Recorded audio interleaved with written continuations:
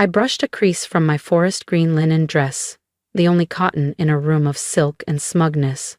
We were at La Cascade, Portland's most elite rooftop dining club. Glass chandeliers, a pianist flown in from Vienna, and panoramic views of the Willamette River. My family's choice, no doubt, designed to intimidate me. Alana Whitaker, you actually came. My cousin Spencer's voice dripped with false delight. I wasn't sure this place fit your budget, he added with a smirk. His wife Nadine didn't bother hiding her laugh. I caught my reflection in a mirrored column. Bare face, no designer jewelry. Just the emerald drop earrings Grandma Eloise gave me when I turned 18. Understated, but intentional. I make it work, I said, following the host to the table. As we passed, I overheard Nadine mutter to my Aunt Linda, "We could have just done this at the club bistro. I mean, Alana's not exactly flush." They didn't know I owned the holding company that acquired La Cascade last fall. At 38, I had spent the last 12 years building out West Wing Aero, an aerospace logistics firm spun from my master's thesis in UAV technology. The same thesis my family laughed at when I turned down a marketing role at Whitaker and Sloan, our family's consulting legacy in Seattle. Spencer had taken that path. Now executive partner, always dressed like a magazine ad and always ready to drop humble brags about IPOs and pivot strategies. He once loaned me money to replace a laptop.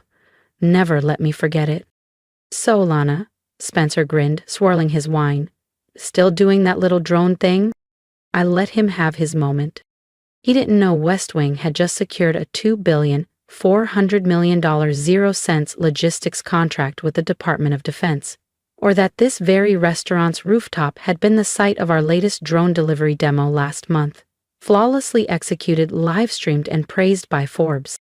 Only Grandma Eloise ever believed in me.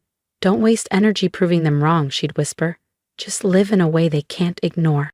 "I hear she still drives that old Civic," Nadine snorted. I smiled into my glass. "Actually, I drove here in a jet black McLaren. I just parked it around the block. Let them wonder." If only Nadine knew I'd landed my Gulfstream at Portland Jetport 2 hours ago. "Speaking of cars," Spencer chimed in, adjusting his platinum cufflinks, "Nadine and I just finalized the build on our new Bentley Flying Spur. Fully custom. Walnut trim, Italian leather, the whole package." He turned to me with that patronizing tilt of his head. "What's it like, Lana, taking the bus to your co-working space?" "Great way to reduce emissions," I replied smoothly, thinking of the LEED-certified hangar West Wing Aero had just built as part of our new sustainability initiative in the Pacific Northwest. My Uncle Alan cleared his throat.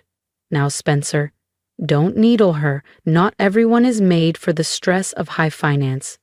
At least Alana's self-sufficient." He said it like a polite way of saying unsuccessful. "Oh," Nadine chirped, practically bouncing. "Spencer has some thrilling news. Tell them, hun." Spencer puffed up.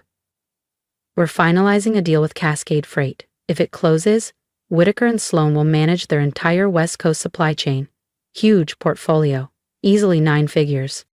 I reached for a roll from the basket. Cascade Freight. The name rang like a gong. I smiled faintly.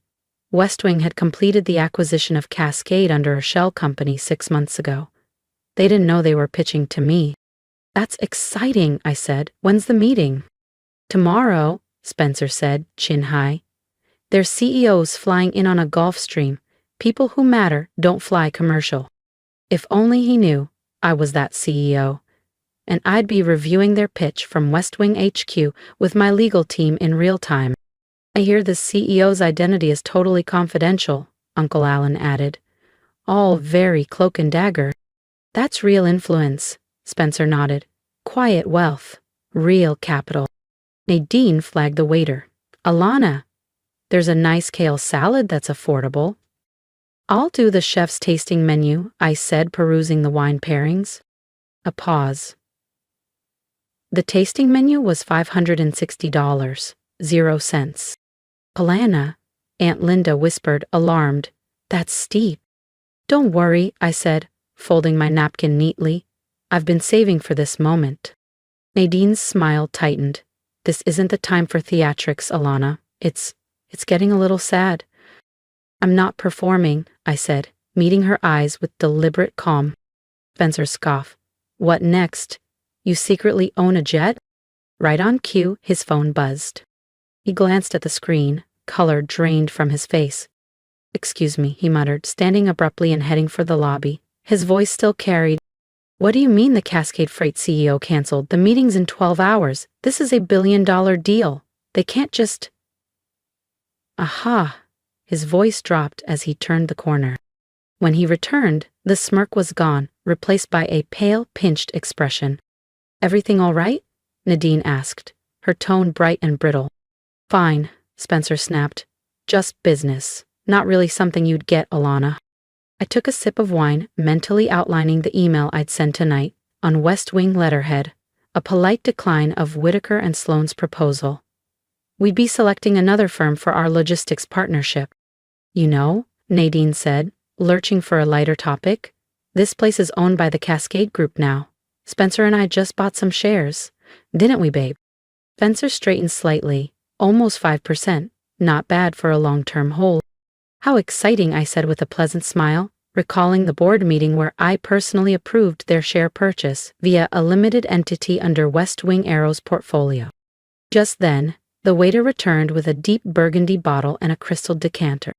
A 2003 Clos de Tart, madame, he said with a bow, compliments of the owner. Nadine blinked. There must be a mistake. We're shareholders. We didn't authorize anything. No mistake, the waiter replied. The owner was very specific. For Ms. Whitaker's table only. Every head turned. I raised my glass, serene and steady. How generous! Spencer's phone buzzed again, likely another fire from a team scrambling in the dark. Spencer disappeared again, muttering something about a call. Nadine stared at the rare wine bottle, then at me. I don't get it, she whispered to Uncle Alan. They must think she's someone important, he replied, too quickly, trying to convince himself more than her. I didn't need to say anything. Tomorrow would make everything perfectly clear. The next morning, I sat behind the smoked glass desk of my private office, top floor of West Wing Tower, Portland's newest skyline jewel, watching the security feed. Spencer paced the sleek glass-walled conference room, brows furrowed, suit slightly wrinkled. He'd arrived early, no doubt eager to secure the Cascade freight deal.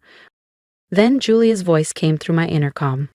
Miss Whitaker, your cousin Spencer and Uncle Alan are here, with Mr. Daniels from Whitaker and Sloane. Of course they were.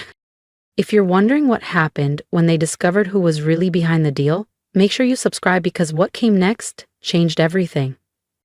Nadine never missed an opportunity to bask in Spencer's supposed brilliance, and Uncle Alan had clearly tagged along to provide his signature mix of gravitas and condescension.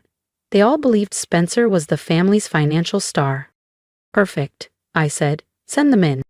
I opened my laptop, fingers moving steadily, as I cued an email to auto-send in exactly 10 minutes.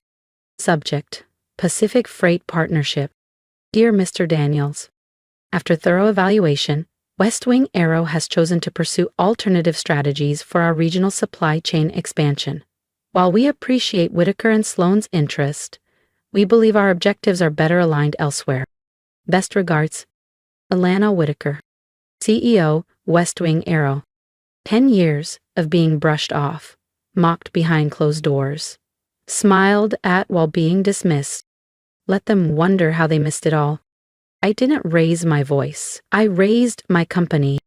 That chapter, the one where they held all the power, closed today. On my security feed, I saw more figures file into the sleek glass conference room. Nadine fussed over Spencer's collar like a stage mom before curtain call. Uncle Alan took the head seat, practically radiating entitlement. Then Julia's voice returned over the intercom.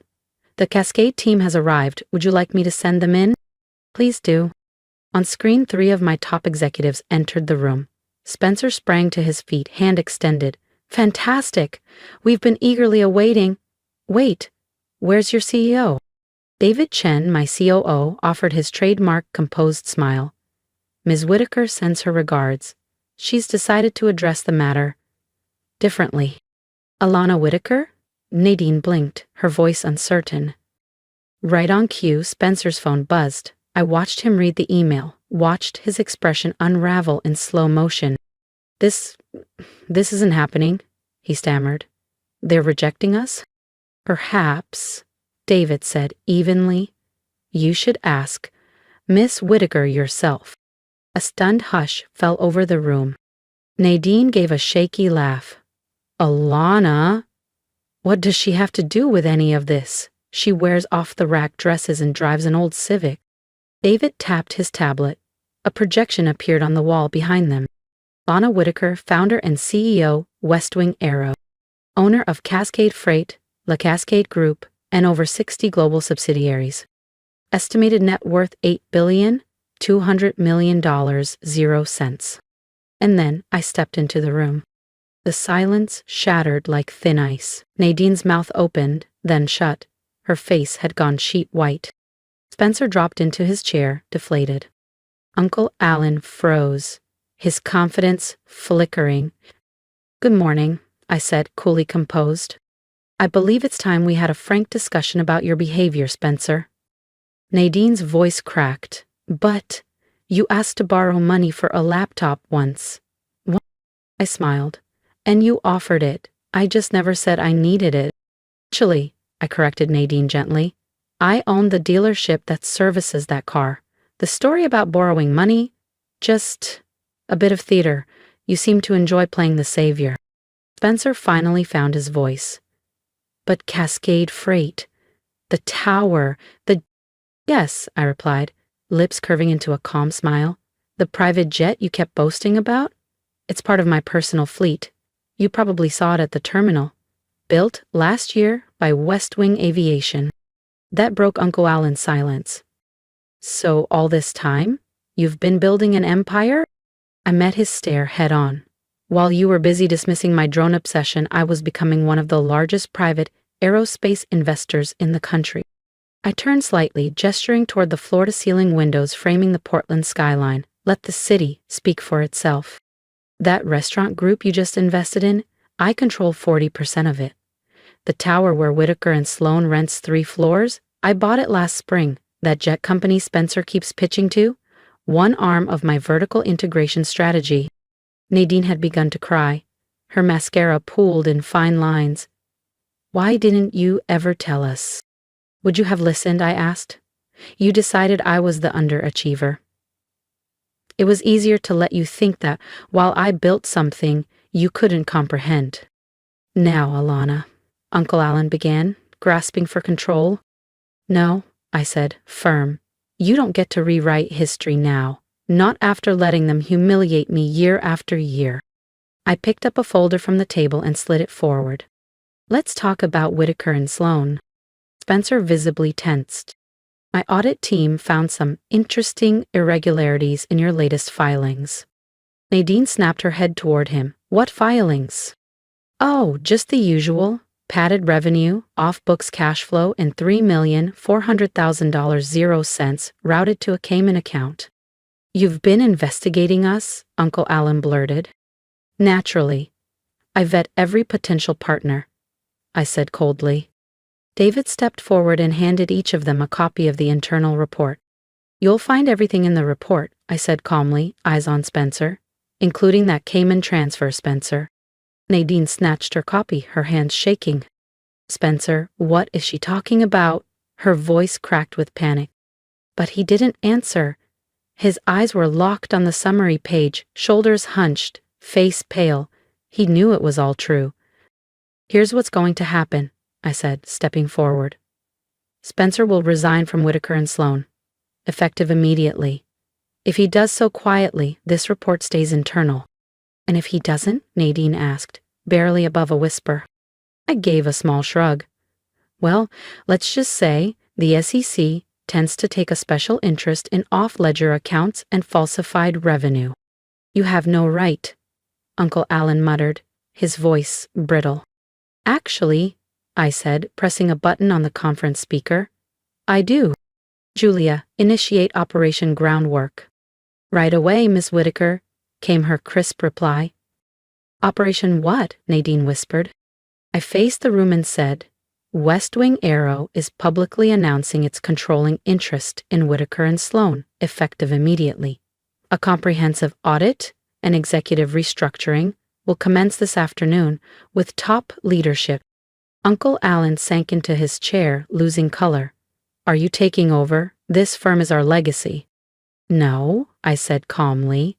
You could leave a legacy. You were too focused on egos and ignoring corruption. At the door, I turned. What about Nadine? So, the Clos d'Etat wine last night? It was from my cellar, worth more than your Bentley down payment. My predictions came true in the weeks that followed. Spencer quit, Nadine divorced after discovering the financial malfeasance. Uncle Alan quit, unable to face the board. To integrate Whitaker and Sloan into West Wing, I hired forensic auditors and instituted tight compliance measures. Whitaker and Sloan's shares rose virtually overnight when the market knew I was behind the buyout. 3 months later, my mother suggested meeting. A cozy East Side cafe between a used bookstore and a bike shop was the setting this time. She arrived early, holding a chipped herbal tea mug. She said, "I don't understand," after a lengthy quiet. Why lie about difficulties when you truly are a billionaire? I stirred my espresso to finish. Her eyes searched as she nodded. Because I needed to see who you all really were. When you thought I was nothing, I said, dropping her gaze. We were cruel to you. Yes, I said calmly. You were. Can you ever pardon us? I inspected her face, now softer, older. Dear Mom, it's not about forgiveness, the issue is trust. You all showed me who you were when I was the disappointment. Leaning back, why should I trust you knowing I have everything? You said nothing, just remorse and silence. A year later, I crossed the Atlantic in my Gulfstream following a London conference. West Wing's European launch started with a big UK logistics sector acquisition. Nadine remarried. She lived modestly in a Portland suburb with a weekend CPA. Spencer, selling luxury SUVs in Boise. Uncle Alan quietly sold his holiday home for legal bills. The legacy he once boasted collapsed. The phone buzzed. Message from Nadine. Happy birthday, Alana. Though I don't deserve your time, I miss you. I looked out the window at the ocean clouds parting. Family sprang to mind, about pride. The cost of underestimating. We might develop something honest someday. Not today. Despite their laughter, I felt happy to have built something real today. Grandmother would have smiled. Miss Whitaker, the flight attendant whispered, nodding respectfully. Preparing to land at your private terminal. I nodded. Thank you. To bring my Civic around front, please. Maybe I'll drive myself today. The serene confidence of knowing you never had to prove anything is sometimes more potent than luxury. Sometimes the woman they taunted for riding the bus owns the fleet, depot, and city infrastructure. Later that night, I unlocked my West Wing Tower office safe. Inside, I added Spencer's signed resignation letter. A La Cascade dinner receipt and a tattered envelope with Grandma Eloise's handwritten note were among the artifacts. Alana, let them underestimate you. Success is sharpest in silence. And she was right. The individuals who should have known me best talked over, ignored, and wrote me off for 10 years. But I didn't let that define me. I capitalized on every rejection. Ignored, underestimated, or left out of the narrative. This is your area. Comment below, discuss your journey. How are you rising? We're rewriting our tales and redefining power together. Quiet, focused, unapologetic.